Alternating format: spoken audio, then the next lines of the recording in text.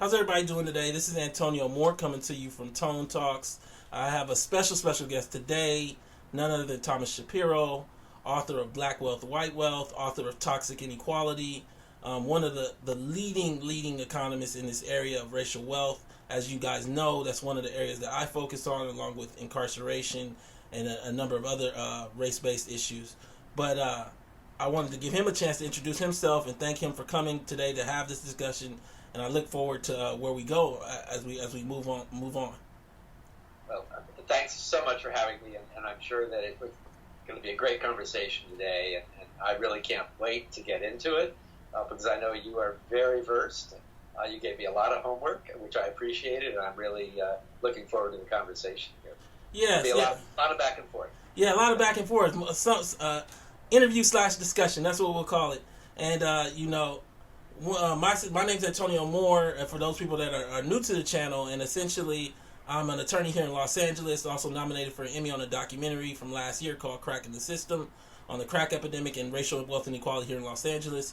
And I'm looking forward to this discussion as we flesh out the racial wealth gap, what it means today, and where it's going to take us as we move forward. So I just wanted to start off and have you tell us a little bit about your work on black wealth, white wealth particularly. So great. I got into this, I want to say the early 1980s with my good friend and who would be also co-author Melvin Oliver at that time. Melvin and I had been best buddies since graduate school days, and we were able to reunite after we had both got tenure, Melvin at UCLA in the sociology department and myself at Northeastern University in Boston. We had both been very interested in issues around social justice, urban affairs, and racial justice. And when we saw that, and actually the year was like 1984, when the first data about family wealth became publicly available, we just kind of like started to burn up what was then the email and the internet off of mainframes. So Melvin Oliver and I first got into it then, and we started to do some data analysis. We got the data, and I think we were both shocked. Both sociologists thought we had seen it all and had some idea about what this data around family average wealth might look like, and we were sort of really astonished. We wrote a couple articles, and then we kind of both looked at each other and said, look, to really put this out there, we've got to write a book. This is a long argument. There's so much history and legacy around how wealth is created in some generations and excluded from others that we really got to do this. And Antonio, honestly, I think that the fact that Melvin and I were the first to do this really went a long way. It's not that, our work was so great or so path-breaking. The timing was really great for us. And, I think we did it sort of right the first time. And then we're able to change the conversation around race and wealth and history, I think, in the United States. And that's how we got into it. And since then, I have been, I thought I had another project in life around what sort of the sociological books I would write. But the topic around racial injustice and family wealth became so much of a passion for me that I've spent all of the years since then in one way or another working around it. And it's interesting because when you look at the data before the mid-'90s, early 90s, much of it was built on income, as I understand it. And then all of it, really, right? Yeah, so what we thought we knew about materially based racial inequality in the United States was all of that data was about income. Yeah. And that told a story, and it told a story that was not very good. Average African-American family full-time employed income was about 60 cents on the dollar. And income, it's a great metric, but it's got no window to the past. It's all about contemporary value in this labor market in the United States today. And so when we were able to look at the data on wealth and say, whoa, we're talking about 6 to 8 cents on a dollar, that is the average African-American family having about 6 to 8 cents for every dollar of wealth the median average or typical white family has, that cracked open, I really, the biggest point, that cracked open the window to the past. And it cracks open the window about history, about legacy, and about policy. So looking at wealth does that in a way that income can't for us. So it really fills the picture out. That's the case I would make. And one of the things I really want to do in this discussion, I want to flesh out some of the data points, and also dig a little deeper into what the data is telling us. Because I look at what Edward Wolf has done over at NYU, where he takes it down to 1 cent for every dollar when you actually take out those depreciating assets. And the question becomes whether it be looking at boomers, whether it be looking at new immigrant Africans, and whether it be looking at the addition of things that aren't traditionally assets, your couch, your family car. Are we not really dealing with the fact that young black families are largely invisible when it comes to wealth? I think that's absolutely true. I think wealth, the curve of wealth is really very much age-related in the first place, and most American families don't start to acquire any financial wealth until they're in the late 30s, early 40s. And that's even exaggerated for families of color, African American families, I think in particular, where the curve often doesn't start at all. I mean, we've seen the data where most African American families have zero financial assets. Or negative. And so, why is it important to talk about race rather than class? Because we see this discussion, especially amongst neoliberals, where we want to shift the discussion to class to broaden the base. My belief is that you also do a disservice to the discussion itself by broadening it. But I guess I want to get your view on why it's important to focus in on race. Yeah.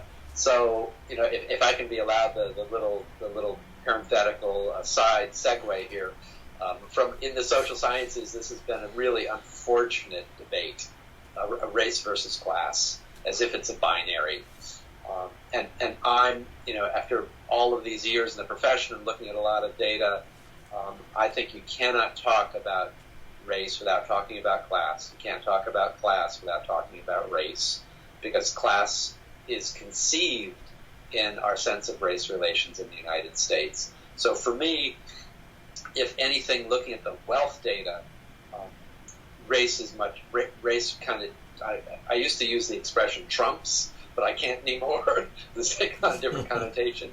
But it's really become much more significant, much more important when we're looking at family assets and resources in that way.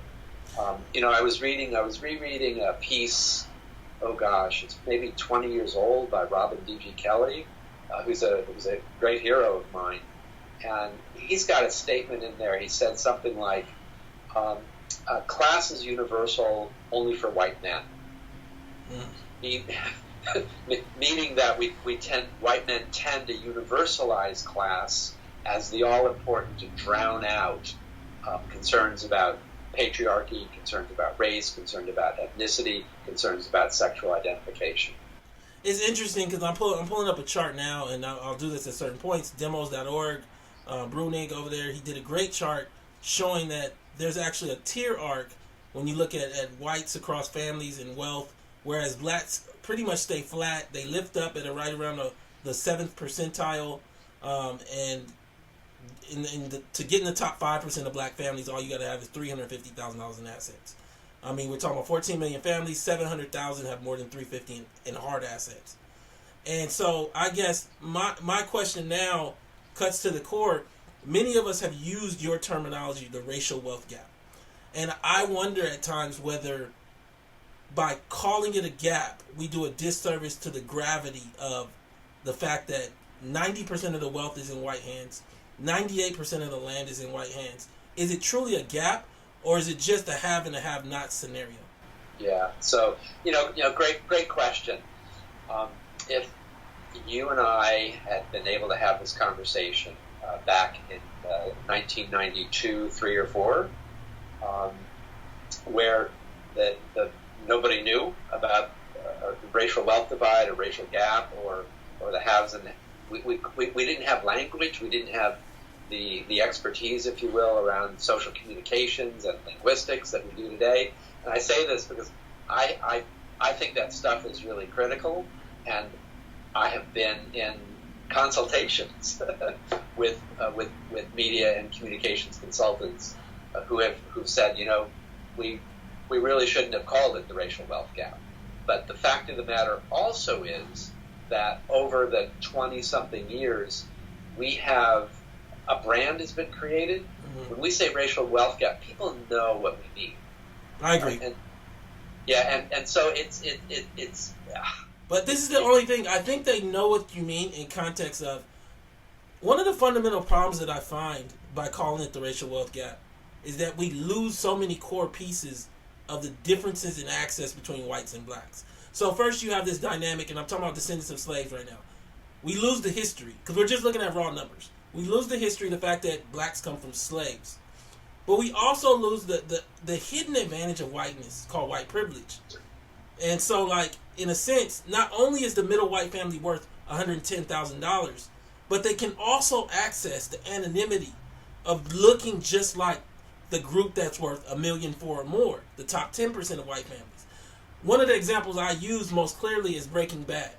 Not only the dynamic of the contrast of how we see the meth dealer teacher versus, say, Freeway Rick Ross, because I saw costumes with like meth outfits, baby costumes, last Halloween. But also the whole show is built around his ability to navigate that people don't know if he's a wealthy white man. He's able to get on the phone and act like he has money. So I guess my thing coming back to you is, do you find that at times, because we called it a racial wealth gap, white America is able to hide away from the reality of what race is? So let me tell you what I try and do. All right, and it's not to navigate that, but for me, my explanation, my narrative, is about, let's talk about the history that got us to this point. You know, sort of let's understand where that is. That's sort of big denial number one, and then we can, if we get to that point, then we can talk about what do we do about it today. And for me, a really integral, the core pillar of the explanation is around race relations in the United States, starting from the passage to slavery, to Jim Crow, to the Federal Housing Act, to Social Security, to the mortgage interest deduction, to everything from the past that we really can bring right up to current and contemporary policy in the United States. So my understanding of the racial wealth gap and the way I and the folks in the initiative and the movement around it that we talk about it, we talk about narrative all the time, Antonio, about what the audiences are thinking and how to penetrate deeper. That history and that sense of race is absolutely critical. At the same time, I think, and I'm not sure, maybe I'm going a slightly different direction than you on this. What is also hidden in the median white figure is that the large percentage of whites that don't have that financial wealth. And they are not to be excluded in any kind of forward or leaning forward movement that's going to have to be made to address the racial wealth gap or the haves and have-nots. So and this is, for me, part of the beauty of shifting the social justice paradigm from income to include wealth. We think about the breadth of the coalition that's possible before us when we're talking about wealth. Because now we're talking, and I think Piketty and Saez and Gabe Zuckman are absolutely right on this. It's not even the top 1%. We're talking about what's driving the widening wealth inequality in the United States is the top 1/10 of 1%. See, and my only pushback on that is what we found over the last 35 years. To me, is that in broadening the coalitions, we lose the core realities of what blacks need at times, in interest of everybody else, white women, Latinos, everybody else. And so, like, what I would argue as a pushback is, in America, the top 10% of white families are worth $1.4 million or more. Now, does that make them Bezos rich? No. But it puts them in a position where they're able to live in neighborhoods of exclusivity and neighborhoods that actually utilize and use other people. Great article came out just this week. You probably read it. MIT professor Timon actually said that 20% of America is living a first world life, while 80% isn't. Now, that includes white people, but it's almost all of black families. But he also made this pivot where he says that this other group, this 80%, that they're here to be acted upon, to have payday loans, to have title loan places, to have subprimes in their neighborhoods. And what I feel like happens sometimes is that in trying to blame George Bush or Bezos, we lose sight of all those white people in that 10% that did sell subprimes to black people as well at the banks. Yeah. So I've got your point. Absolutely. I actually would go much deeper than the 10%. If we think about those people that I don't, your listeners probably can't see the air quotes that I put up. Maybe they can, but people who buy into buy into public schools, into those exclusive suburbs with much higher quality resources, and that takes us a lot deeper than the 10%. I think it actually takes us right at least to the 50th percentile. Yeah. That the privilege and advantage that wealth buys, and it buys that anonymity of being white. Yeah, let's talk numbers. I got it at 82 million white homes just about in America. I got 30% having 350 or more. 30% of white homes, while about 5% of black homes, right? 30% is like 24 million families. If I were to just use those 24 million families, it's a very interesting dynamic because many of the things that I see instituted by economists don't deal with this core question. Can we close the racial wealth gap if white people want to stay white? And so, we know black people are willing to go to the other side, but the question is, if white people want to keep these advantages, can we fix the racial wealth gap by tinkering with home ownership or tinkering with... Because, I look at, and I'm going to get into what are the drivers of the racial wealth gap. I want you to explain education, housing, and income. But if I were to look at housing, which is one of the core things to transformative assets that you talk about, great article came out in the Washington Post. I'm going to pull it up now. What it showed in Atlanta is that largely wherever black people live, homes depreciate. And we know that's because of white flight, right? So can we close... Well, okay, I'll let you... Yeah, one of the factors. Yes. One of the factors. So, can we close the racial wealth gap without dealing with this inherent insidiousness of race? Wow. I think we can close it. You're right, we can't transform it. I think there is.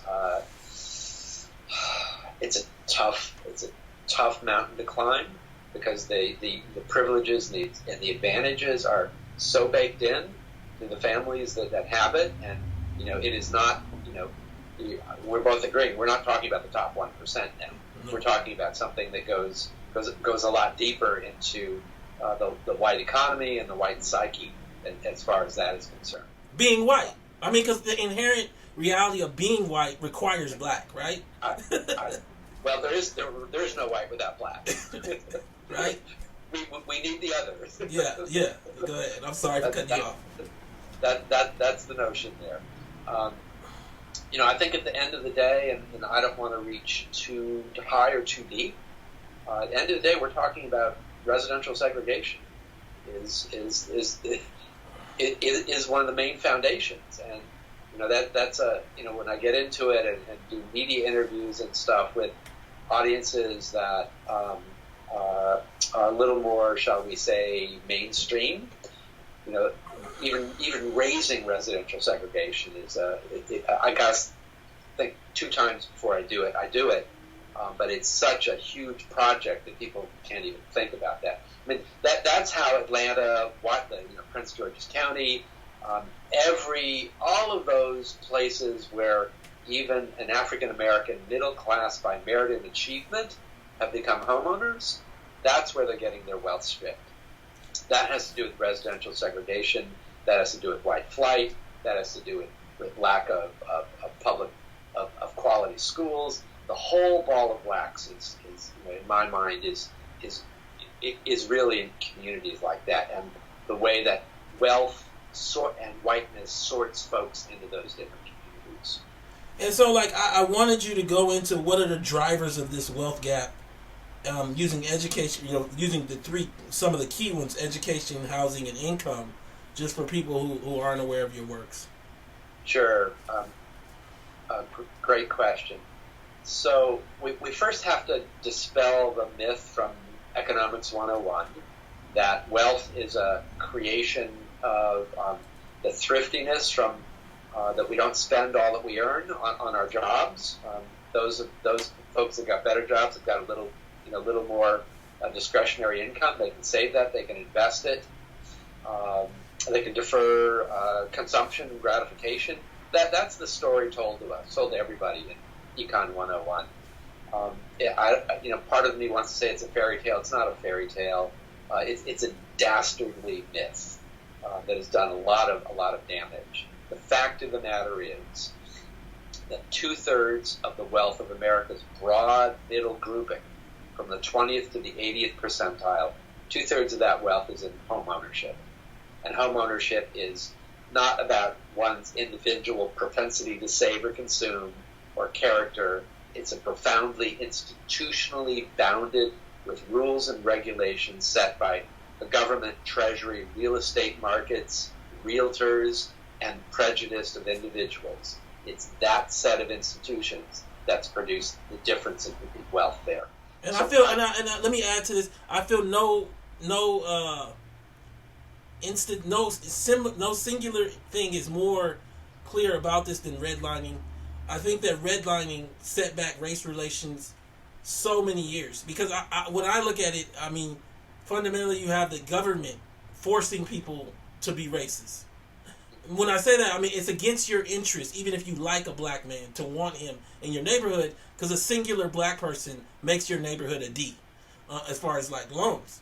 And so like when you have a government almost forcing you to dislike black people, why wouldn't you? I mean, it wasn't incentivized for us to have great race relations throughout the 60s. Let me say that. Right. So the redlining that came out of the Federal Housing Act codified the residential segregation that was existing already and made it so much tougher for a diverse community, to be constructed by any stretch of the imagination. It's also, I think, really important to think about the modern forms of redlining that continue to exist. We don't have administrators literally drawing with a red marker zones in cities where they will and won't give loans, but there are a lot of other institutional and policy incentives that rewards racialized behavior. Whites are rewarded for fleeing because it's a simple mechanism. They're told, and it then becomes a self-fulfilling prophecy. The sooner you sell a home in a community that you think is being diversified, the more money you're going to get from your home. Of the wealth. Yeah, sure. So the income one's a little more complicated because there are a few more links in the chain that get us there. We start with people of color, workers of color, earning less to begin with, and the data for white-black is about 60 cents on the dollar. But that's only the beginning of the story, because the story really, I think, gets compounded when we understand the nature of occupational segregation, the nature of that African Americans are only demographically represented in 13 occupations in the United States to the percent in the population. Most occupations are segregated both by gender and by race and ethnicity. It's not a coincidence that on top of that is mapped a system of access to employer-based benefits like retirement savings, like participation paying for family health care, like tuition benefits for higher education, like paid sick leave, all of the things that we associate with a quality job. Fact of the matter is that the difference there is that white workers, about 15%, have more access to those kinds of quality benefits on the same job as African Americans. For Latinos, it's about 20% less.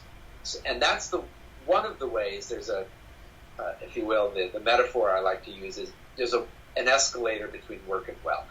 And that escalator is the good job that has those robust set of benefits attached with it. Now, on top of that, we start to get into the sort of modern and historical sociological dimensions. The fact of the matter is, and we've done, I think, some pretty good work on this, the fact of the matter is that whites of the age, say, between 30 and 50 tend to be much more disproportionately still receiving financial aid from their parents, particularly the main trigger for intergenerational passage of wealth, besides death of somebody in your network, is a first-time home ownership. It's the getting together the down payment money.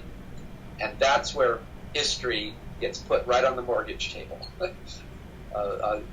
figuratively, if not literally, because families have to have made that in the past, and for African Americans and other families of color, it was much more difficult because they were excluded from property ownership. The banking system ripped people off left and right, excluded from occupations. Social Security Act of 1934 denied most African American and Latino workers benefits until the early 1960s because domestic work, railroad work, agricultural work was intentionally excluded from that piece of legislation.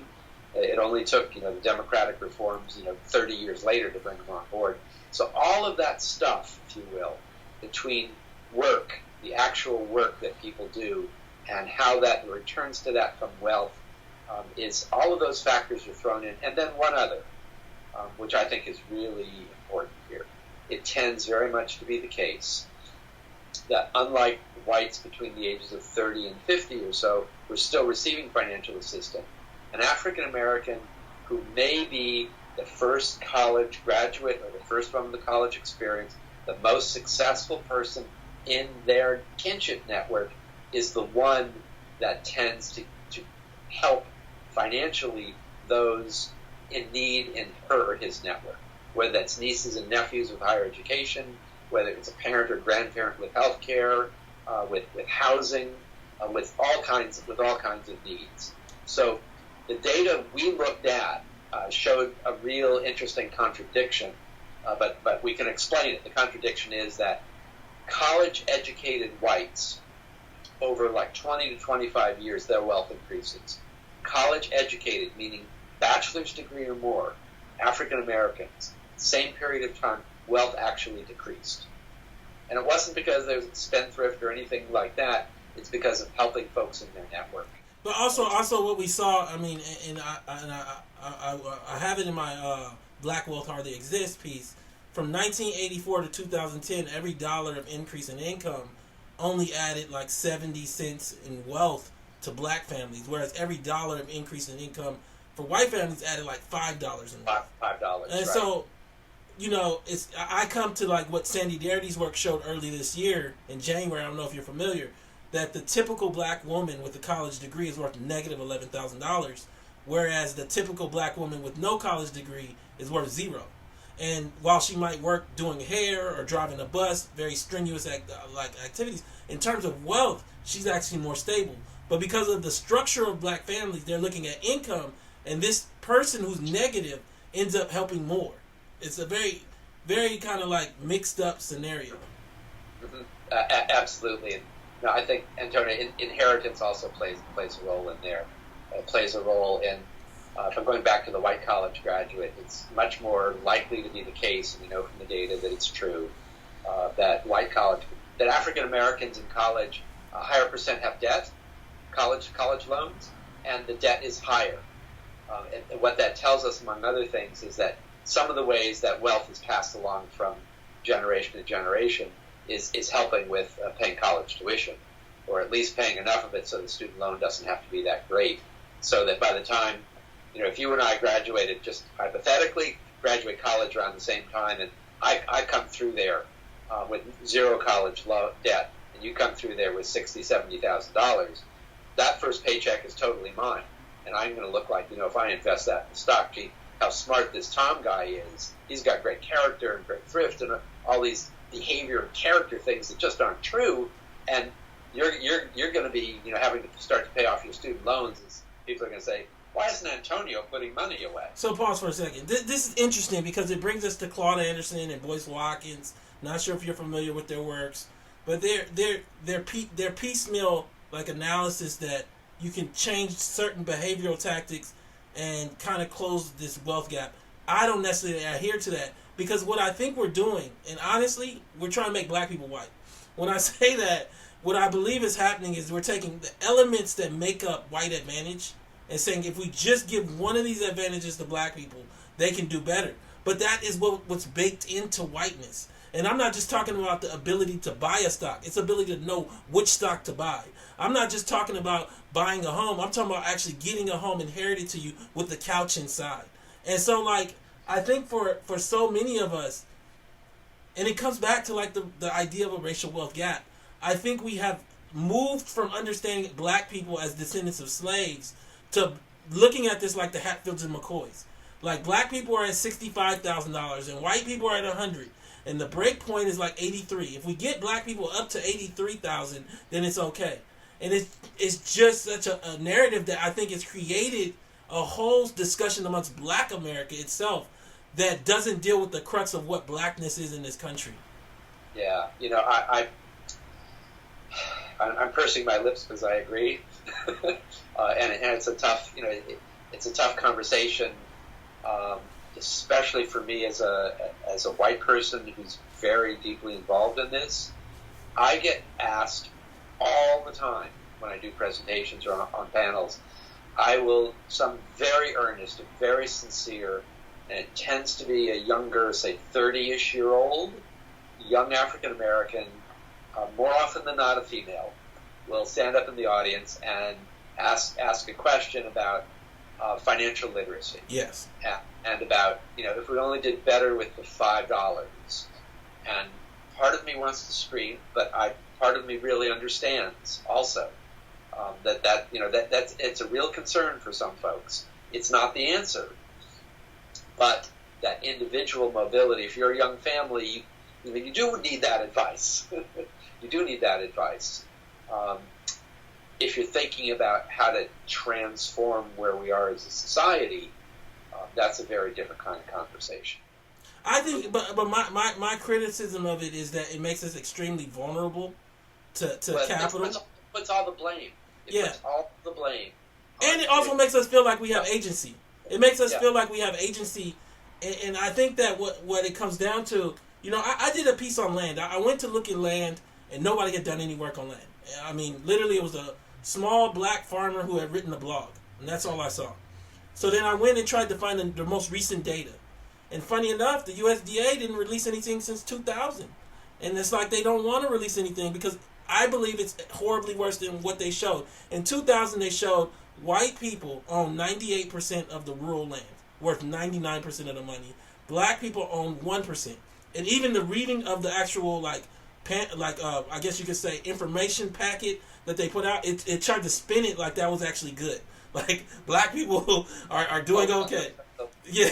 And so, while tilling 75% of the land. Yeah. We'll leave that aside for the future. We'll leave that aside. And so my point is just to say, this 30-something-year-old or 30-something-year-old young black female has never been contextualized that what if the financial literacy only tells you how much money white people have? Yeah. And that's what I feel like you walk away with when you really look at financial literacy at its core and you really start studying where the money's at. I mean, we look at, and I don't know if you saw this. In 2015, it took 65 people to equal the wealth of the bottom half of the globe. 65 families, actually. In 2016, it only took 8. Now, what's the interesting part of the 8 is 6 are American. All 6 are white people. And there's Zuckerberg, Bezos, Gates. And it's interesting because they're also people who will talk to liberals and have foundations as well, right? But these 6 people are equal to the bottom half of the globe. And, financial literacy only tells you how much these 6 people have. I don't know. Yeah. So it may be a slightly side loop here, but you should talk to Bill Bynum at some point. Bill knows a lot about land in the South. He's the principal in Hope. I think it's called Hope Enterprise, which is really the equivalent of a financial savings institution that delivers products to in mostly in Mississippi, and Bill and his group has done a lot of great work.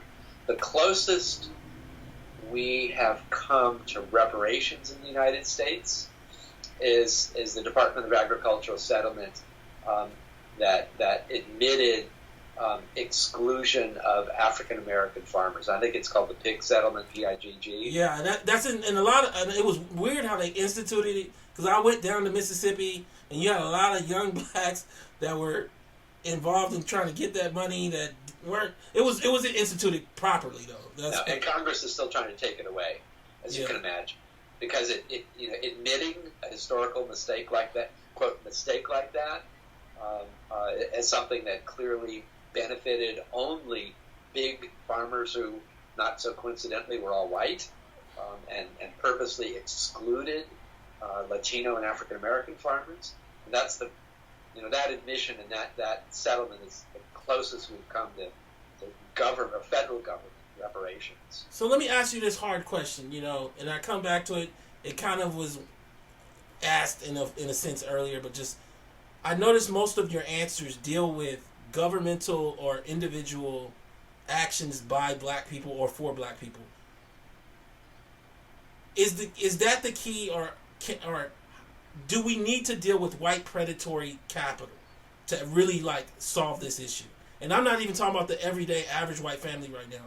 I'm talking about exploitation of blacks as a predatory group to really deal with this. Yes, I that's definitely part of the solution, and definitely needs to be a much larger part of the conversation. I mean, I don't want to say all we have to do, but if we look back at the foreclosure crisis, that's a bad framing of it. We should talk about wealth stripping. We should talk about the destruction of wealth in the form of home ownership in communities of color. I mean, it was and still is devastating. Most communities, minority communities, have really not even come back up in value. And it differs around the country all over the place, but that general statement is still accurate. The largest homeowner in the United States today is an outfit called Blackstone, which is investment bankers. Who go in and and it's run by Pete Peterson, who's also trying to mess over Social Security. And it's weird because their big game is to leverage the fact that they can use cash while other people have to get these loans and they can come in and buy things cash. That's their big game, Yeah, they buy, quote, distressed assets, unquote. With cash. And so I look across this thing and incarceration, if you Google that, I have one of the premier pieces. One of the highest rates we saw incarcerated was 830 per 100,000. That was during apartheid. South Africa, that was black males. Today, young black males are at 10,000 per 100,000, or near it. Obama let a lot of them out onto probation, but it was probation. Then we also have, the census released data that showed black males throughout the Rust Belt and 35 major cities even beyond the Rust Belt unemployed at 40% and higher. Then we see the middle single black mother's worth $5, right? We look at all these. And so my question to you, and it's something that goes beyond data maybe a little bit, and maybe you can infuse your data. This guy named Charlamagne comes out with a book called Black Privilege. And it's the New York Times bestseller this week. And I guess, for me, I've answered it already, that black privilege doesn't exist. And I wanted to ask, what do you think about that as a concept? Oh, it's about as much as I think as reverse racism as a concept. Yeah. I think they're both. We have to call BS loud and clear. It's a distraction. Your listeners may not know. I had the great fortune of spending 6 months in South Africa. There's an expression they use there. It's called black diamonds, and that was meant for that really tiny crew of black Africans that have benefited from the transition to democracy there. But it is such a sliver of the economic reality for black Africans, just like black privilege is a sliver of reality for the African American community here. Might even be a smaller sliver. I'm not sure. And it's true because I spent several weeks in South Africa as well, and they had instituted a real. I mean, they didn't get enough. They only got 7% in redistribution. But it moves us to and I'm going to ask you this in a second, It moves us to looking at this thing from a concept of dealing with wealth, with the wealth gap, simply through growing the pie to really redistribution, and whether that should have happened and needs to happen for us to have real effect on this. But before I say that, I think that the other thing I have to address is black celebrity. And so, one of the things that I've been pivotal in talking about is I believe black celebrity serves as a decadent veil to cover up black poverty. I believe that capital is very aware of what it's doing to do that. I believe that I interviewed a guy named Byron Allen, who's now one of the black billionaires. If you haven't checked out that video, you should. I'll send it to you. He sued Charter. He sued Comcast. He sued AT&T for like $10 to $15 billion each, settled with AT&T. He caused this economic genocide. His lawsuits largely were built around the premise that these companies don't want to do business with black people. And they were legitimate lawsuits, not frivolous. This guy was already worth $400 million. And so what I almost come to is, can we resolve this issue with black celebrity taking the high position of notoriety and awareness, not only amongst black America, but also white American psyche, covering up your work? And I'll let you just answer it how you see fit. No, I other than saying right on, I'm not sure what else to say here. No, I understand. It serves as a big distraction in that it takes our minds away from the real work that needs to be done, and it holds up, that what is nothing other than a false model. I mean, what are people being told? If you can jump high, if you can hit a high note, if you can act sillier or better, you can make it too. That's not the kind of society I think we want to live in. Yeah, I want those folks around. I want those skills to be rewarded, but that's not the model that we want out there. And it also applies to such a tiny, how many kids grow up thinking they want to become professional basketball players, and then those that actually make it, and then those that actually make a career out of it. I mean, we're talking about such a minority of less than 1%. It's ridiculous. And it's a trip because I did a piece called "Football's War on the Minds of Black Men." It was largely about concussions and CTE, but it was also about this whole concept of making it out.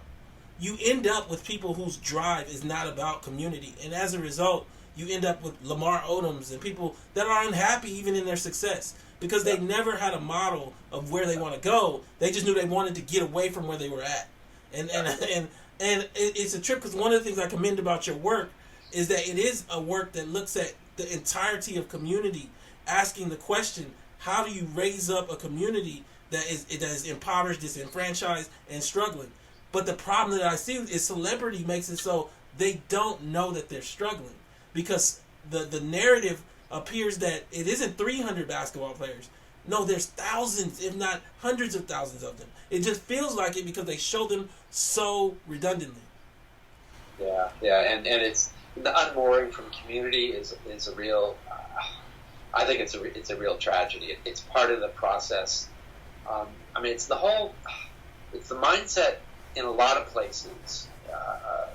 It's the American mindset, and it goes. There used to be a theme song to the Jeffersons. The way to move up was to move out. Well, no, I want to help build a society where the way to move up is to have it with everybody else around you, that you choose to have around you, and that want to be around you, rather than the only way I can make it is to get myself out of here, get my kids out of here, get my mom out of here. No, that's not the place. It just recreates all the bad things. It leaves people behind. It makes those problems even worse. So we're moving right along here, and what I want to use this as a brief segue into, when I think of black celebrity, I did a piece for Newsmax. I know everybody has their opinion, but I think of Obama, and so when I come to President Obama, he inherited $500,000 from his white grandmother while he was in office in 2011. And I asked the question, I guess, of you in so many ways, what do you think about President Obama and what he did in terms of racial wealth over the course of his presidency? Sure. Wow. So that's a tough one. I think we're all struggling with situating Obama in our history at this point. What I really liked, and it's a self-serving point of view for sure. It's under Obama, at the 50th anniversary of the March on Washington for Jobs and Justice. He actually talked about, he didn't call it the racial wealth gap, but he said that the gap of wealth between races has grown. And that put this whole issue, if you will, on the table in a public way that creates a lot more space for a lot of us to continue to press it and to push the frontiers of it, I think. So for that, I'm grateful. Not so much on the policies. I mean, I don't know what he really wanted or could have done had he been able to, but he was also tied and hamstrung. Maybe the first 2 years in office, I think, were probably the zenith of the political capital that he had, and we have the American Affordable Care Act, and, as opposed to other things perhaps that could have happened in that time period. But essentially, the policy agenda stalled from that point. Other agendas, I want to be clear about, other agendas continue to move forward. And so I will say something like the following, and maybe not so much, it's more on the progressive side, where race is not so much a factor for a lot of people, but in terms of rules and regulations, I'm thinking of something like the Labor Department, where the Office of Wage and Hours, which regulates workplaces against wage theft, making sure that employers actually pay minimum wage. That workforce, under the administrators in the Department of Labor, was built up to, I believe, a workforce of 1,800 people. It's now going to be decimated again. The only thing I add to that, Tom, is this thing. Under Obama, we saw the rise of Uber.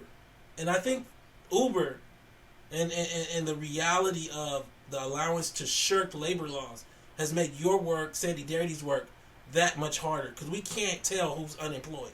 We can't tell, and I have to, say that because it's under Tom Perez that we saw, Uber rise, and we saw so little pushback from the use of the 1099 laws, the independent contractor, inappropriately, and how that affects particularly African Americans, because we need recourse when people complain against us. We need the unemployment. We need security from private capital again, as we described earlier. So that's my only pushback to the hires in that department. So if we move the conversation off of Uber, that's too hard and too easy at the same time. Okay. Because it's a special case in some ways. We've been there's a sweep of history, if you will, that we're just beginning to understand a little more deeply in terms of labor market, and that is the fissuring of the workplace. It's not just that we get rides on the street from independent contractors. It's that the valets at the hotel, the workers in restaurants, and major corporations all across the country are no longer formally, officially, legally employed by the brand name that we would recognize. Amazon is a perfect example of this. But they've been fissured off, and it's for saving labor costs. It's for avoiding the legal and insurance obligations. It's avoiding the workplace regulations. It's clearly at the advent of a particular kind of capital that's happening. Yeah, and I think the Ubers and the Lyfts and the Airbnbs are a special case of that. But it also not only avoids those regulations, it's much more. It's become tougher to enforce civil rights legislation. Absolutely. Now with Airbnbs, and now there's alternative Airbnbs. We're starting to see it with ride shares. I think it also enhances the value of capital. And so, and when I say capital, I'm not talking about hundreds of millions of dollars right now. I'm saying that we might move to a society where a group of white people basically use everybody else's service ad hoc.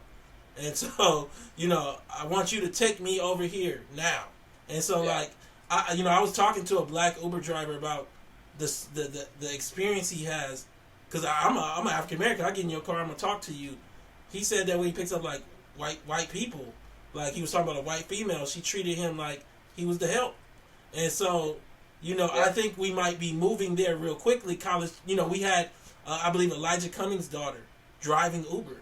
I don't know if you heard that story, using his plates. I mean, when we have a congressman's daughter driving Uber, what does that mean for the rest of Black America? Yeah, I was just on stage with Elijah too. That's a different story. And so as we start to tail end, I have like 3 more points, but one of them is key to this whole area as well. It's the importance of looking at NAFTA and what NAFTA did, particularly to African Americans, but to the working class as a whole. As you saw jobs shift from America to Mexico to compete with cheap Chinese goods. Mm-hmm. What I ask you in terms of the racial wealth gap, and it may even apply to the overall analysis of race as a whole, is up until Brown v. Board, we looked at races colored and white, black and white. Mm-hmm. Post Brown v. Board, we introduced these 5 races. Has the introduction of Latino as a subgroup created an out for white America and for Black America to say it's not just blacks at the bottom? And also, I'll make it 2-part. This might be a little convoluted. Is it fair to be comparing African American descendants of slaves that have been in this country for all these generations to people that are freshly from a developing nation, to put it mildly? Yeah. So I may be hearing your question in a different way. I mean, what I latch on right away is the narrative around model minority and how, especially more Asians now, but some Latinos as well are held up against African Americans as, see, this group is making it. Why don't you do what? I mean it less in the sense of that, and more in the sense of, does it matter if we're always talking about blacks and Latinos in context of white wealth, but shouldn't we also be looking at blacks and saying, what does it mean for a group that's been here 8 and 9 generations to be doing at or less than the level a group that's just fresh from a developing nation? Yeah. No, that's that's a set of extremely sobering questions. I don't know what you got into with Sandy Darity when you and Sandy had the opportunity to talk, but the report out of Boston, The Color of Wealth in Boston, was the first that came out of that study that Sandy and Derek Hamilton have really done incredible stuff with. Incredible. One of the findings out of Boston is that, let's see if I can remember the data off the top of my head, is that black immigrants have like $1,000 in financial wealth in the Boston metropolitan area. Native-born African Americans in Boston have like $7. It's even more telling to look at Los Angeles, because in Los Angeles, I actually wrote on that. I summarized it on Inequality.org. What you saw is, because the thing is, there's different kind of native Africans. Here we have the Nigerians. And so what you found in Los Angeles is that the middle black family was worth $3,000 hard, $200 liquid. But the middle Nigerian family was worth $75,000. Here in Los Angeles, Color of Wealth, Los Angeles. Yeah. So you had Melanie on? And you talk about that in LA? No, I just talked to Darity about it. I mean, and I read the report, of course. Yeah, that's great. So what doesn't get involved in those conversations a lot is that immigrant groups, almost no matter where they come from, but more particularly true with Asia, come with capital or come with access to capital from their kin networks back in their home country. And that may be the particular case of the particular Nigerians that come from Singapore or wherever. It's not just the story that's told is those people are more industrious. Well, let's look at the capital formation also, the access to capital that's more international in those senses, that I think is the better explanation for why what you and I are just mentioning it exists.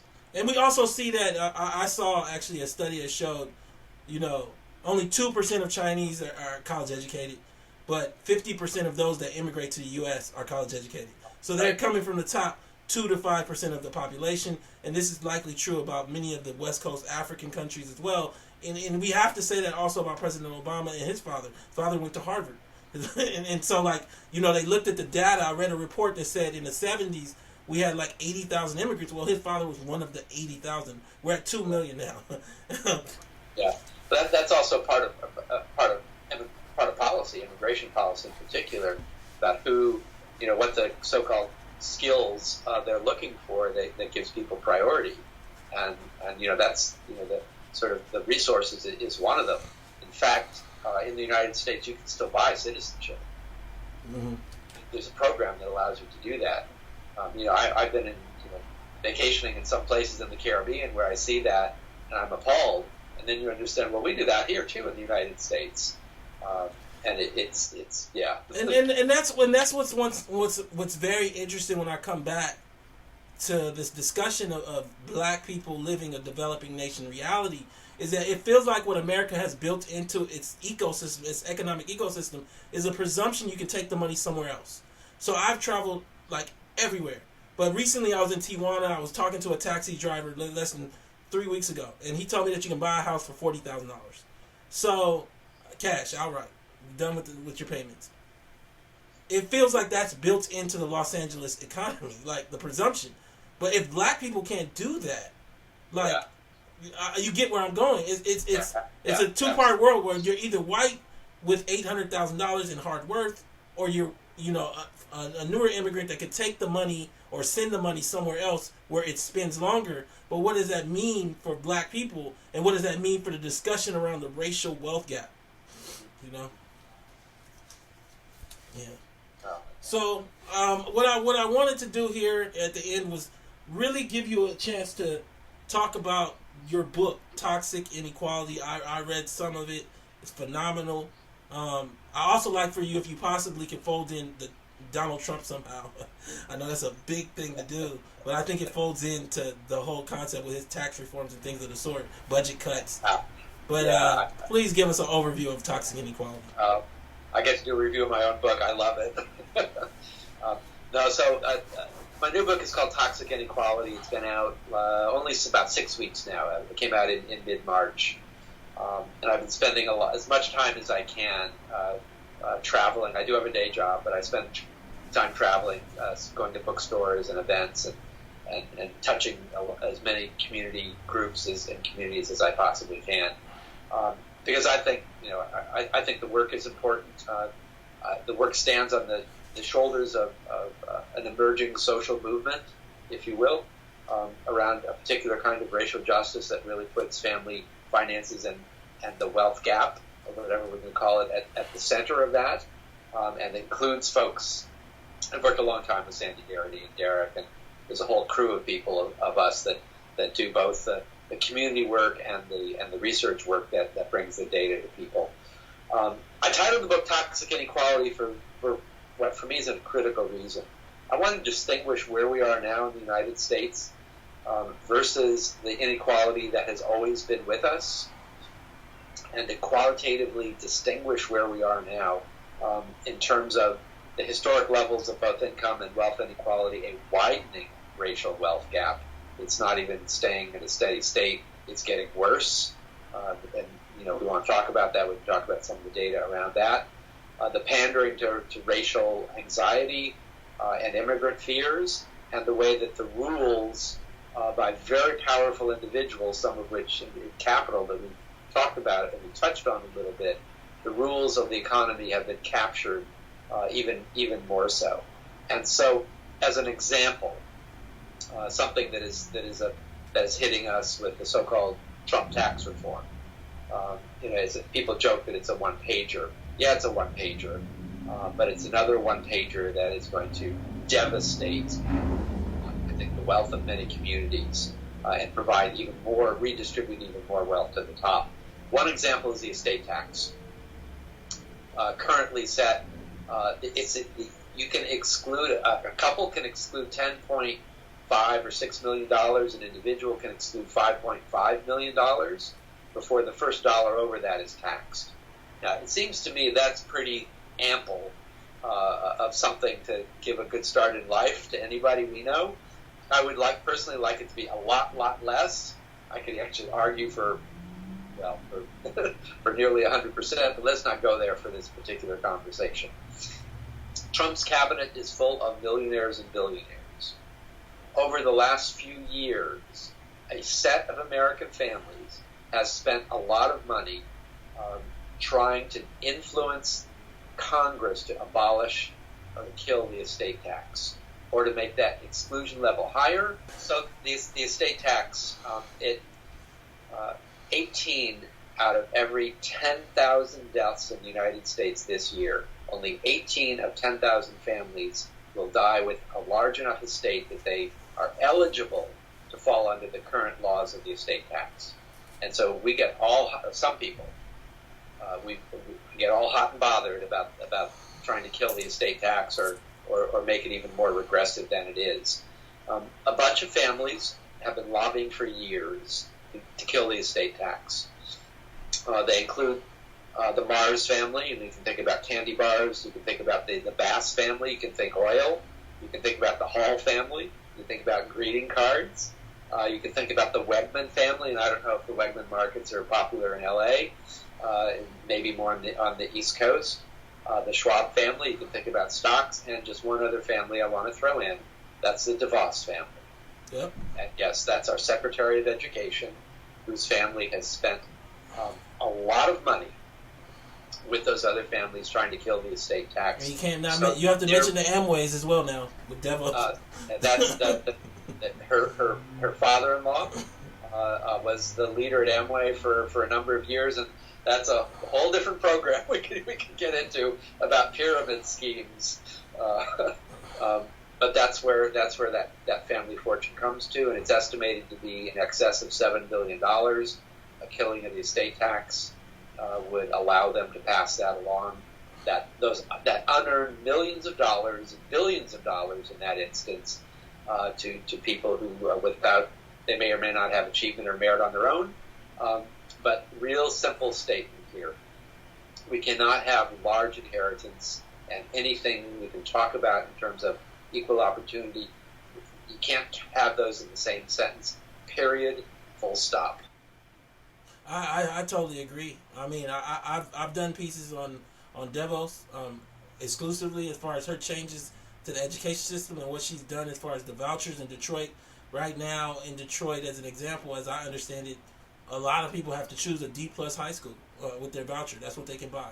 And then I've done pieces on Trump's tax reform, and one of the things I focus on is the changes in deductions and how that'll affect single black mothers. You know, and we don't know what he's going to do with the EIC and a number of other things as well. Right. The earned income credit. When I say EIC. So I mean, like I said, I appreciate you coming on today. I think this will be a great discussion for the audience to watch. I look forward to getting feedback from people. So where are you in LA? We gotta catch coffee when I'm out there next time. I'm here in South Central Los Angeles, West Adams area. We definitely can, man. We definitely can. And I appreciate you tuning in. I appreciate you appearing here on the show. Is there any last thing that you want to say to the audience? No, I just really appreciate your work. Through our getting to know each other a little bit and sort of my getting homework and me throwing a few things back at you, I've gotten to know the depth of your passion and your knowledge around this. And, I just wish there were thousands more like you and thousands more programs like this so we could, all get this understanding out there. It's really important. So I'm going to end today by letting you guys see my viral video, Racial Wealth Gap in 60 Seconds.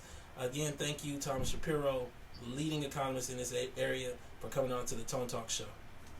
Thank you. Really appreciate it. Take care. ToneTalks brings to you the racial wealth gap in America, explained in 60 seconds.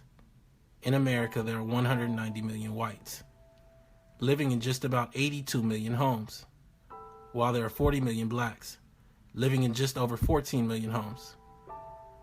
To truly understand the racial wealth gap, you must look past the income of these families and evaluate household worth.